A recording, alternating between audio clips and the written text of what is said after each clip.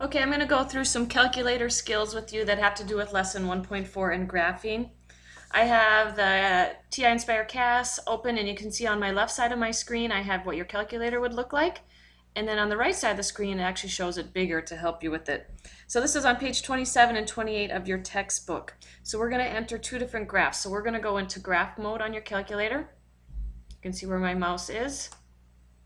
And now at the bottom we get a function, f1 of x equals, and we're going to enter that first function. So we can do that on your calculator at the bottom using those letters, x plus, and this takes me a little bit longer because I'm using the mouse and it'll go faster with your calculator. And then it says x squared, and then I'm going to use the control key and the division key because I want it x squared divided by 20 on the first one. So that's the first function, but I don't want to hit enter yet because I want to graph the second function as well. So I'm graphing the car stopping distance and then also the SUV stopping distance. So I'm going to hit the down arrow. If you look at the left side of the screen, the down arrow on your keypad, and that will graph the first function, and then it gives me an option. You can see here f2 of x equals, so I have another option. So then I can enter x plus x squared, and I need to use the control divide key, divided by, this time it's 12. And now I can hit enter, and you'll see it'll graph both lines, the red line being the SUV, the blue line being the car. And I can hover over those function labels, and I get a little hand, and I can click and grab and move one out of the way. And you can do that using your arrows and your clicker in the middle of your CAS calculator.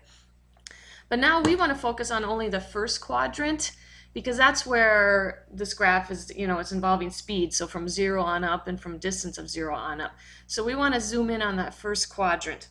So what we can do is we can go click on the menu button on your calculator, and then you get window zoom. And then we're going to do the window settings for this case. And we know our x min, so our x value, our independent variable, is starting at 0, and our max is going up to 70. And then our y min, our minimum y value, is 0. It's starting at 0, and it's going up to, I think we did like 480 with the SUV. It stopped at about 480. Click OK. And now you can see it's zoomed in on that first quadrant.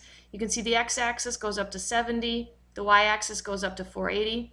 The blue line is the car's stopping distance, and the red line is the SUV's stopping distance. We can then use the trace function. So we can trace along these graphs, along those lines, to see different points. And the trace function, if we go to menu, there is a trace option.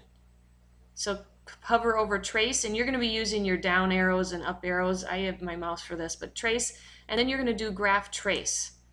And what you can do is you can see it puts a little circle along probably your blue, that car graph, but you can also go over to the red one. And for you to do that, you're going to use the right arrow. It moves along the red graph. If you want to get to the blue graph, click the down arrow and it goes back and forth, or it goes down to the blue graph, and then use your right arrow and it goes up along it. So the down arrow or the up arrow will go back to the red graph, down arrow goes to the blue graph, left moves left along it, right moves right along it. You can see as I'm moving right along that car stopping distance graph, it's showing me at each point what its coordinates would be. So in other words, at a speed of 44.5 miles per hour, the stopping distance is going to be 144 feet for a car.